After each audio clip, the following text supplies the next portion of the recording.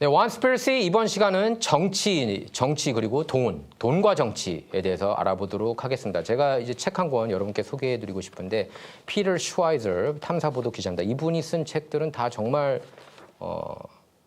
의미가 깊고 뜻깊고 여러분께서 꼭 아실 내용들이 많아요. 예. 정말 그 워싱턴 정계의 그런 부패한 수위가 어느 정도인지 제가 볼 때는 저는 이 책 보면서 세상은 부패할 수밖에 없구나. 인간의 DNA에는 부패가 있구나. 그렇게 느꼈습니다. 굉장히 저는 이 책을 읽으면서 기분이 상당히 다운됐어요. 예. 진짜 다운됐어요. 그래가지고 처음부터 끝까지 이렇게 읽기가 괴롭더라고요. 챕터 하나 끝내기도 괴로울 정도로 이렇게 읽을 때마다 보다가 그냥 덮고 골치 아프고 예. 그런 내용인데 어쨌든 extortion, how politicians extract your money by votes and line their own pockets. 그리고 어떻게 이제 정치인들이 당신들로부터 돈을 이렇게 받아가지고 예? 표를 사고 자기는 이렇게 돈은 또 이렇게 부풀리게 하는 건지 거기에 대해서 이제 파헤친 책입니다. 그래서 얼마 전 그 LAC 관계자한테 LA 일반 시민이 제가 이제 누가 물어봤어요. LA 사신 분이 LA 일반 시민이 시장을 만날 수 있는 방법이 있냐 저한테 이렇게 물어봤어요. 그래서 제가 그분한테 그렇게 얘기했습니다. 그분한테 이렇게 후원금 보낸 적이 있느냐? 후원금 준 사람만 만나거든요. 예, 솔직히 예. 개인별 최대 후원금도 아니에요. 그 얘기하는 게 개인별 최대 한도액은 뭐 얼마 안 되죠. 몇천 불밖에 안 되죠. 그게 아니라 후원 행사 호스트를 한 적이 있었느냐 없었냐 이겁니다. 호스트를 하면 이제 그 사람 이름으로 수만 달러, 그러니까 몇천 달러 제한돼 있더라도 그 사람들이 뭐 예를 들면 수백여 명 오면은 꽤 높은 돈이 되지 않겠습니까? 그걸 호스트한 적이 있었느냐는 거예요. 예. 그만큼 재력과 네트워크를 지닌 사람이었느냐는 그런 반문인 거죠. 그런 사람들 정도면은 시장이 많아질 수 있다는 겁니다. 하물며 로컬 정치도 그런데 워싱턴 정계는 어떻겠습니까? 워싱턴 정계는 더 심하겠죠. 그래서 후원금이 정치판을 완전히 좌우하고 있다고 해도 과언이 아니에요. 특히 제가 볼 때 미국 정치는 말할 것도 없고 트럼프가 나오기 전까지 트럼프는 이제 억만장자였기 때문에 트럼프가 물론 그 전에 이제 로스 퍼로도 있긴 했지만 로스 퍼로는 당선이 안 됐잖아요. 트럼프는 당선이 덜컥 돼버렸고, 그러니까 트럼프가 이제 이 판도 이 틀을 깼기 때문에 기득권이 그만큼 싫어하는 거예요, 트럼프를. 조사에 따르면 대다수 연방 상하원 의원들은 하루 일과에서 적게는 30%, 많게는 70% 시간을 후원금 모금에 몰두한다고 합니다. 예, 이 착취, extortion이죠. extortion. 이 착취책에 이런 내용이 나온 겁니다. 제가 이 착취에 있는 내용을 이렇게 엑기스를 모아놔서 여러분께 정리를 해서 설명을 하는 거예요.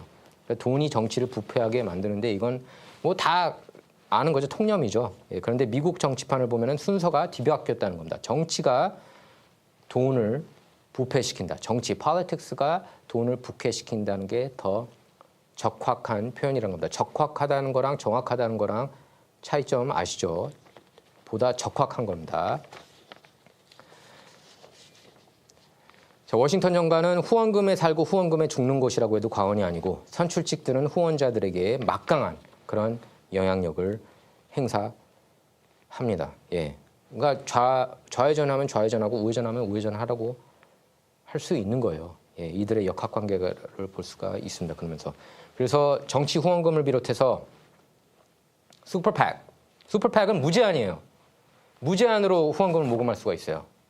그 어떤 인물을 위해서도 단지 그 후보를 직접 접촉해서는 안 되는 겁니다. 예를 들면 몇 조 달러 쓰고 싶어. 몇 조 달러 쓸 수가 있어요. 그러니까 슈퍼팩 그리고 의원들이 운영하는 자선단체는 사실상 합법적인 뇌물이 오고 가는 통로라고 보시면 됩니다. 여러분께서. 그래서 미국 정가를 보면은 족벌주의, 네포티즘이 판을 치고 있는 이유가 바로 여기에 있는 거예요. 미국도 다 이렇게 연줄이에요, 연줄. 특히 워싱턴 정가는 말할 것도 없습니다. 뭐 LA 정가도 마찬가지고 뉴욕 정가도 마찬가지고 어느 정가라고 틀리겠습니까? 뭐 텍사스주 정가도 마찬가지죠. 그래서 선출직 가족, 친인척들이 의원들 재단 이사로 이렇게 들어갑니다. 무슨 파운데이션 만들지 않아요? 나 자선할 거야. 자선단체 만들 거야. 그게 이제 거기에 다 꽂아 넣는 거예요. 자기 친인척들을. 그 돈 받게 하고. 후원금 받아서 그 돈이 이제 다시 자기 가족한테 들어간다는 얘기입니다. 제가 하고자 하는 말은. 그래서 워싱턴 정치인들도 당연히 착취행위 하지 않을까요? 예. 물론 대놓고 협박하면 그건 불법이에요. 야, 너 이거 안 주면은 너 대가 치러. 이러면은 바로 그냥 쇠고랑 찹니다. 그렇게는 얘기 안 하죠. 예.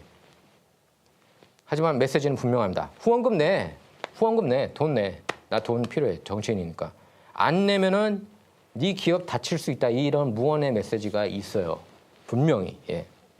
그래서 피터 슈와이저가 이렇게 착취, extortion을 통해 이런 착취 사례들을 집중 고발해서 이 책도 굉장히 논란이 됐죠. 야, 이거 왜 이런 얘기를 굳이 일반인들이 알 필요가 있어? 이러는 거예요. 알아야 되지 않습니까? 알아야 되지 않습니까?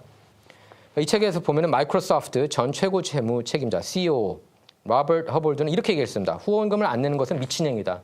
비즈니스 하면서 도네이션 안 해? 그럼 너는 비즈니스 할 생각도 안 하는 놈이야. 이렇게까지 얘기했어요. 그러면서 주지 않으면은 바로 그들의 보복을 각오해야 된다. 그들이 누굽니까? 정치인들이 보복한다는 거예요. 자기 후원금 리스트 맨날 봅니다. 제가 아는 정치인 한 명은요. 재미삼아 이렇게 봐요. 그래서 거기 리스트에 없는 사람들은 다 기억하더라고요. 기억을 안 할 것 같은데 그 많은 사람들. 근데 그 많은 사람들 이름들을 다 기억하고 있고 안 낸 사람들까지 다 기억을 합니다. 왜 기억하겠어요? 안 낸 사람들. 말은 블랙리스트라고 얘기 안 하지만 블랙리스트 머릿속 블랙리스트에 이렇게 올리는 거 아닙니까? 그리고 유전 탐사 업체 아파치 코퍼레이션 창업자 레이 플랭크는 지난 반세기 동안 양당의 후원금을 줬습니다. 민주당이 덜컥 될 수도 있고 공화당 대통령 후보가 당선될 수 있고 예? 또 상하원 다수당 누가 될 수도 있는 거 아닙니까? 뭐 민주당이 될 수도 있고 공화당이 될 수도 있고 그래서 양쪽에 준대요. 안전빵으로. 그래서 후원금이나 물론 그걸 이제 양쪽으로 주면 다 알아요. 또 예, 알긴 알지만 그래도 안 주는 것보다 나으니까. 그래서 후원금이나 로비스트 고용은 보험을 들어놓는 난 보험 들어놓는 거다. 이거 안 하면은 나 완전 박살 난다 기업이 이렇게 얘기를 하는 겁니다. 그래서 미국 정치판은 마피아와 별반 다 다를 게 없다 이렇게까지 얘기를 했어요. 또 은퇴 의원들 얘기를 들으면은 미국 정치가 시스템적으로 얼마나 부패한지를 알 수가 있습니다. 그 전 연방 상원의원 데이빗 보런 이렇게 얘기를 했어요. 어떻게 보면 후원자들은 도너들은 피해자들이다. 그러면서 정치인들이 후원금이라는 말을 입에 달고 산다. 후원자들 입장에서는 착취당하는 기분이 들 수밖에 없다. 맨날 이렇게 전화로 와요. 돈 달라고. 그러면 안 주면은 서운해할 거 아닙니까 정치인? 그럼 보복하지 않을까요? 보복해요. 왜냐하면 정치인들은 거의 이제 어린이들이라고 보시면 돼요. 어린이들 거의 그 지적 수준이 그렇게 돼요. 왜냐하면 돈 주고 안 주고 그만큼 차이. 돈 준 사람은 고맙잖아요. 그럼 그 사람한테 당연히 혜택이 갈 것이고 안 준 사람한테는 혜택이 안 가고 당연히 그러면은 안 되지만 세상이 부패하지 않습니까? 예, 세상이 부패하잖아요. 예. 그리고 전 상원의원 러스 페인골드도 이렇게 얘기를 했습니다. 후원자들이 먼저 돈 보내겠다고 하는 경우는 드물다. 그 반대 사례가 대부분이다. 이렇게 밝혔습니다. 그 반대 사례가 대부분이다. 경제개발위원회가 기업인들을 대상으로 후원금과 관련해 여론조사를 실시했는데 그 결과 기업인 절반이 후원금을 지급하지 않으면 어떤 대가를 치러야 할지 두려워해서 그러니까 fear 때문에 그 두려움 때문에 어쩔 수 없이 후원한다는 거예요. 다음 장면 볼게요. 사진. 그래서 이분 같은 경우에는 저기입니다. 그 셰어 오일 컴퍼니 회장을 역임했습니다. 존 하프마이스터. 예, 존 하프마이스터. 이분은 이제 2008년 청문회 당시 연방 하원 의원들로부터 이렇게 공격 많이 받았거든요. 야, 그 기름, 뭐 기후변화. 기름이면은 그 기후변화에 안 좋은 거잖아. 화석연료 안 좋잖아. 석유산업 국유화해야 돼. 이렇게 막 몰아쳤다고요, 의원들이. 근데 이제 청문회 직후 다음 장면 볼게요.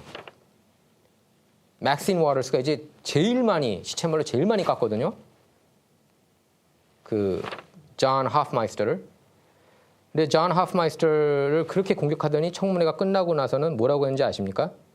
맥신 워터스 의원이 후원금 달라고. 아까 두 번째 사진 볼까요? 잠깐 다시 이분한테 후원금 달라고. 앞에서는 가고 뒤에서는 야 이렇게 계속 비판받기 싫으면 돈이 나네 이거죠. 예. 너무 많아요. 그 사례가 너무너무 많은데 사례 볼 때마다 좀 힘이 빠지더라고요. 저도 이렇게 읽어가면서 이게 굉장히 이게 부패하고 친인척들이 이렇게 부부자가 되는 이유가 다 있는 거예요. 낸시 펠로시도 보면은 그렇고 낸시 펠로시 같은 경우에는 낸시 펠로시는 제가 나중에 따로 특집으로 한번 다루도록 하겠습니다. 예, 미리 얘기할 필요가 없는 것 같아요. 근데 뭐 양당해 주겠다. 예? 누가 될지 모르니까 이런 경우도 많고 그리고 저도 이제 주변 분들 보면은 정치인들 맨날 후원금 달라는 것 때문에 미치겠다고 그렇게 이제 하소연하시는 분이 굉장히 많아요. 예. 근데 또 안 주면 또 기억을 하고 예. 안 주면 또 어떤 대가를 치러야 될지 몰라서 이제 두렵고 그래서 후원한 후보가 이제 떨어지면은 기업들은 긴장을 합니다. 특히 아슬아슬한 승부에서 한쪽 후보가 이렇게 신승했을 때 어렵게 이겼을 때 반대 진영 후보에게 많은 돈을 후원했다. 그러면 완전히 이제 찍힌대요. 완전히. 예. 그래서 한 로비스트에 따르면 공화당 당선인이 선거 직후 민주당 후보 후원자에게 지금까지 지급했던 후원금보다 더 많은 후원금을 달라고 요구했다. 그러니까 너 다른 후보 도와줬지?